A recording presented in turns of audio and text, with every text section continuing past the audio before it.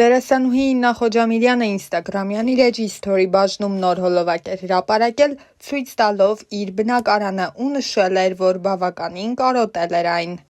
Տարիների ընթացքում Իննա Խոջամիրյանի անձնական կյանքը մեկ անգամ չէ, որ հայտնվել է հանրության ուշադրության կենտրոնում ու գուցե ստեղծագործական գործունեությունից շատ էլ հետաքրքրել է հանրությանը։ Թեև դերասանուհին պատահական է հայտնվել շոու բիզնեսյան աշխարհում, այնուամենայնիվ հետագայում նրա անձնական կյանքի որոշ մանրամասներ իսկական աղմուկ բարձրացրին նրա անվան շուրջ ու քննադատությունների ու մի շարք քննարկումների տեղիք դարձան։ Իննան բավականին հաճախ է նշում, որ չի խոսում սիրել անձնականի մասին, սակայն նրա սադրող հրապարակումները խոսում են դերասանուհու փոխարեն։ Էլենի օրագիրը հեռուստասերիալից հետո Իննա Խոջամիրյանը անմիջապես մասսայական հայտնիություն ձեռք բերեց, սակայն նշել էր, որ ինքը երբևէ չի ձգտել նրան։ Հայտնիությունն ինքնանպատակ չի եղել, վերջերս հաճախ լինում են պահեր, երբ նույնիսկ նեղվում եմ դրանից։ Ինձ համար շատ անսպասելի էր, որ նախագիծը նման մեծ լսարան կզբաղեցնի։ Դա ինձ տրամադրում է ավելի լավ աշխատել, որքան մեծ է լսարանը, այնքան ավելի պահանջկոտ է։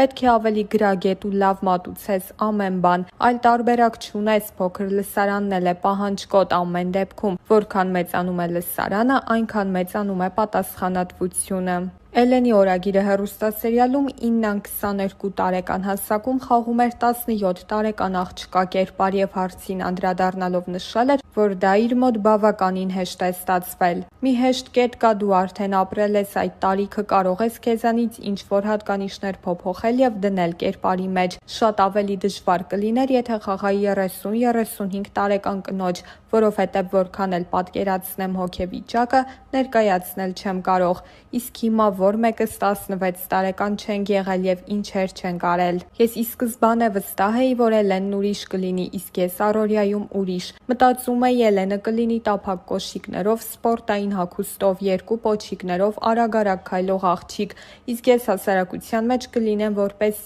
Իննա, դասական կերպարով, այլ սանրվածքով, այլ կեցվածքով։ Ցավոք ինձ միայն թվում էր, որովհետև աշխատանքային գրաֆիկս շատ խիստ է։ Եթե նույնիսկ հասցնում եմ աշխատանքից դուրս ինչ-որ բան անել, ժամանակ չեմ ունենում փոխվել ու վերադառնալ սոլիդ Իննային։ Հիմա ես էլ եմ հյուսիկներով, պոչիկներով, մարզակոշիկներով, արագ-արագ քայլելով ինչ-որ տեղ գնում և ինձ բռնացնում, որ տարրալուծվել եմ Էլենի մեջ։ Մարդիկ քեզ տեսնում են կողքից ու տպավորություն է, թե դու այդպես էլ ապրում ես իրականում։ Դա ամենամեծ բարդությունն է, մենք ակամա ապացուցում ենք, որ այն ենք, ինչ ներկայանում ենք կերպարով։ Երբ չունես մասնագիտական կրթություն, միանշանակ թերանում ես այդ հարցում։ Կան մանրուքներ, որոնք շատ կարևոր կարող են լինել մասնագիտության մեջ։ Փորձում եմ կարդալ, պրպտել, սովորել, աշխատել ինքս ինձ համար, սակայն չեմ բացառում, որ պրոֆեսիոնալ աչքով շատ թերություններ կարող են լինել։ Չեմ կարող հստակ ասել, որ դարձա դերասանուհի, որովհետև սերիալներում խաղալով և եթերում լինելով դեռևս չի կարելի լիարժեք համարել, որ դերասանուհի ես։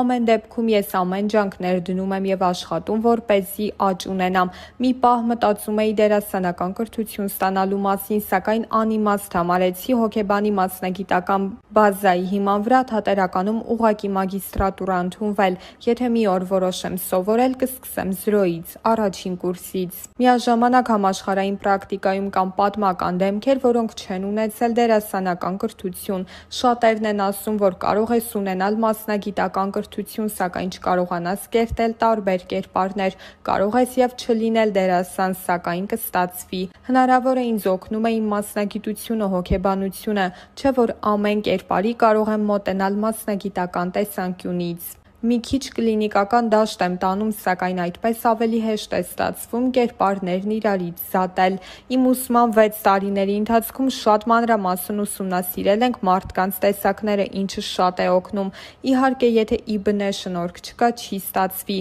Չեմ ուզում շեշտադրել, թե ես ԻԲՆ տաղանդավոր եմ, բայց երևի ինչ-որ բան կա, եթե ստացվում է։ Առաջին հայացքից բավականին տարօրինակ է, որ հոգեբանության ֆակուլտետի ուսանողուհին դարձավ դերասանուհի և այժմ հեռուստասերիալների ամենապահանջված դեմքերից մեկն է։ Թեմային անդրադառնալով Իննան նշել էր, որ կյանքի իր այդ փուլը եղել է շատ պատահական։ «Չգիտեմ ինչ կատարվեց, որ ինձ հրավիրեցին, սակայն անցյալից ստվերներ» հեռուստանախագծի ադմինիստրատոր Էմիլիա Գրիգորյանը ֆեյսբուքով ինձ գրել էր՝ «Քասթինգ ունեն, եթե ինձ հետաքրքիր է, ներկայանամ Շանթ հեռուստաընկերություն»։ Հաջորդ օրը ներկայացա, մի շաբաթ անց նորից կանչեցին, մի քանի օր անց արդեն հրավիրեցին պայմանագիր ստորագրելու։ Երբ անսպասելի մի տեղից հայտնվում ես այլ տեղում, հայկական տարբերակի համաձայն կարծում են ծանոթ բարեկամն է օգնել կամ լավ մեջք ունես։ Ինձ համար լավ մեջք հայրս է, սակայն նա ներդրում չի ունեցել Շանթում աշխատանքի անցնելուս գործում, որևէ ծանոթ չունեի։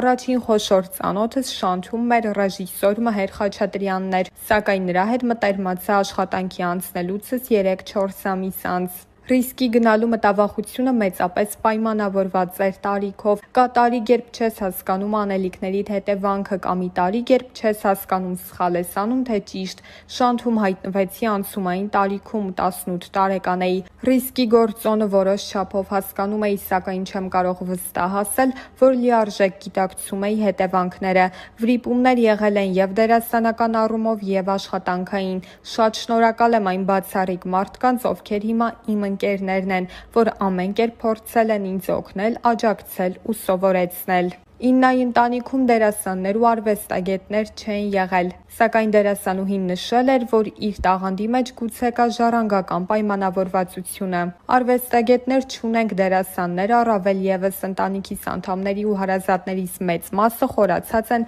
ճշգրիտ գիտությունների մեջ։ Միգուցե ժառանգական պայմանավորվածությունը կա, սակայն դա ուսումնասիրել չեմ կարող, չգիտեմ։ Փոքր տարիքում, երբ տանը մենակ էի լինում, հաճախ թատերականացված մոնոլոգներ էի ունենում, տարբեր աղջիկների էի մարմնավորում։ Միգուցե պատճառը պարապուրդի մատնվելն էր, կամ այդպիսով փորձում էի խուսափել դաշնամուր նվագելուց, դժվար է ասել։ Իհարկե, դաստիարակությունը շատ մեծ նշանակություն ունի, կարևոր է ինչ միջավայրում ես մեծանում, մշակութային ինչպիսի դաստիարակություն ես ստանում։ Ծնողներս փորձել են ինձ ամեն կերպ մոտեցնել արվեստի ճյուղերին, դաշնամուրի, պարի, նկարչության եմ գնացել, բայց այդպես էլ ամեն ինչ կիսատ եմ թողել։ Փոքր տարիքում մեզ թվում է դա ստիպողաբար ենք անում, մեծանում ես ու հասկանում, որ կարելի էր ավելի լավ նվագել, ավելի լավ նկարել, առհասարակ ամեն ինչ ավելի լավ անել ու կստացվեր։ Իմ ընտանեկան մթնոլորտում արվեստի շունչը եղել է, չես կարող մեծանալ ու մի օր որոշել, որ դու Դալի կամ Պիկասո ես սիրում, կամ որոշես, որ պիտի Ազնավուր լսես։ Քույրերս ինձանից մեծ են 9 տարի և ավելի, իրենք ինձ սովորեցրել են, որ պետք է լսել Ազնավուր, Ֆորշ, Լիլիթ Պիպոյան ու Կոմիտաս։ Հիմա այդպես ենք մեծացնում զարմուհիներիս։ Հայտնիությունը ինչ-որ պահին ներխուժում է անձնական տարածք։ Յուրաքանչյուր քայլ, սկսած նրանից, թե սրճարանում ինչպես և ում հետ կնստես, վերջացրած ինչ-որ լուսանկար կամ գրառում հրապարակելով, դառնում է քննարկումների մեծ առիթ։ Իննան նշել էր, որ այդ առումով ինքը հաճախ է հասարակությունից առանձնանալու ցանկություն ունենում։ Կարելի է բաժանել ուղիղ 50-50%-ի։ 50% դեպքերում շատ հաճելի է, երբ դու հայտնի ես, քեզ ճանաչում են, սիրում են, քեզ գնահատված ես զգում։ Մյուս 50%-ում նման դեպքերը կարող են անհանգստացնել ու դիսկոմֆորտ առաջացնել։ Մարդ ես, երբեմն ուզում ես մենակ լինել, ինչ-որ սրճարանում մենակ նստել։ Շատ դեպքեր են եղել, երբ մոտեցել են, հաշիվ են փակել և այլն։ Վերջ, օրդ չստացվեց, որովհետև դու իսկապես փորձում էիր մենակ մնալ։ Հասարակական միջավայրում այսպես թե այնպես չես կարող մենակ լինել, սակայն այս դեպքում հայտնիությունը մի քիչ ավելի է խանգարում։ Ինչ վերաբերում է անձնական տարածքին, շատ ծանր եմ տանում, երբ ինչ-որ մեկը մտնում է իմ անձնական դաշտ։ Այնինչ իմն է, քննարկման և հանրայնացման կարիք չունի, սակայն հարցը լսելիս ինձ բռնացրի մի գործողության վրա, երբ մեծ հետաքրքրությամբ կարդում էի Սոշ Ջանիբեկյանի հարցազրույցը Մադոննայի հետ անձնական կյանքի բալիկի սպասելու մասին։ Շատ հետաքրքիր բովանդակալից հարցազրույց էր, ահա որ մեծ հետաքրքրությամբ շունչս պահած կարդացի ու վերջում հասկացա, ախր այս ամենն այդ մարդու անձնական կյանքի մասին էր։ Ստացվում է, երբ ես կարդում եմ ուրիշի մասին, ինձ հետաքրքիր է ինչպես բոլոր հայերին, երբ հերթը հասնում է ինձ, չեմ ուզում խոսել։ Իրականում շատ բարդ հարց է անձնական սահմանները պահելը մշակութային խնդիր է, որը մեզ մոտ միշտ խարխուլ է եղել։ Դեռ տարիներ առաջ Իննան նշել էր, որ եթե իր անձնական կյանքում գլոբալ փոփոխություններ լինեն, ինքը միգուցե այդ նորությամբ կիսվի հանրության հետ։ Այս տարիների ընթացքում Իննայի անձնական կյանքը մեկ անգամ չէ, որ եղել է հանրության ուշադրության կենտրոնում։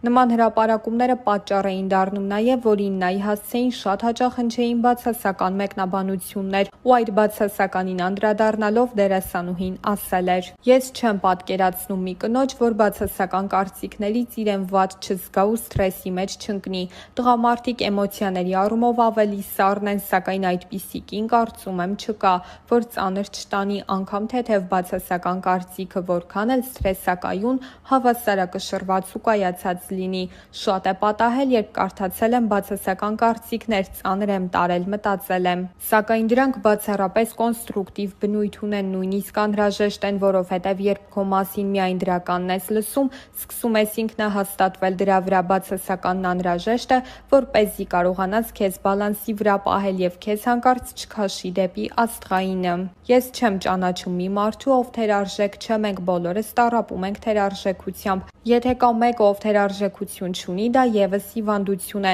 Թերարժեքությունն էլ կոնստրուկտիվ բնույթ ունի, որպեսզի փոփոխություններ անես։ Սա շատ նուրբ հարց է, թե արդյոք թերարժեք լինելն օգնում է, թե խանգարում։ Ինձ մոտ այդ սահմանն առավել քան նուրբ է։ Ինչու՞ չէ, կոմպլեքսներ էլ ունեմ, եղել են թերարժեքության զգացումներ, որ վերածվել են կոմպլեքսի, որը կարող ես փոփոխել միայն վերաբերմունքի փոփոխությամբ։ Այդ մասին խոսելը շատ բարդ է, նույնն է, որ խոսեմ կոմպլեքսներիս մասին, ինչը սխալ եմ համարում։ Որքան էլ շրջապատված լինես լավ մարդկանցով, միևնույնն է, միայնակ ես ինքնառեալիզացվում, դժվարություններ հաղթահարում, ինքդ քեզ համար դժվարություններ ստեղծում, ուղղակի շրջապատը խթանելով կամ վատ իրադարձությունների, որովհետև հակառակ դեպքում մարդու մոտ դեպրիվացիայի փուլ է առաջանում, որը անկասկած մահվան է տանում։ Այն մարդիկ, ում խորհրդի կարիքը միշտ ունեմ, ընտանիքիս անդամներն են, բայց հստակ ասել, որ ամեն մանրուք կարող եմ քննարկել նրանց հետ, սխալ կլինի։ Մեզ սովորեցրել են, որ խնդիրների դեպքում կարելի է դիմել հոգեբանի, սակայն փոքր երկիր է, փոքր քաղաք, ամեն դեպքում մտավախություն կա։ Չնայած վստահ եմ, շատ ունենք լավ մասնագետներ, որոնց հետ կարող ես խոսել, կօգնեն ճիշտ ուղու վրա կանգնել, բայց քեզ համար ամենալավ խորհրդատունը ամեն դեպքում ինքդ ես։ Կան մարդիկ, որոնց հետ կկիսվես, սակայն կա որոշակի անձնական սահման, որը միայն քոնն է, որքան էլ ուզես դուրս հանել, չես կարող։ Նույնիսկ եզակի ընտրված մարդկանց մոտ մինչև վերջ բաց լինել հնարավոր չէ։ Ես չափազանց ինտրովերտ եմ, իհարկե, եթե էմոցիաներս հասնեն կոկորդիս, կշփվեմ նաև հոգուս խորքից, բայց այդպես հազվադեպ է լինում, նշել էր դերասանուհին։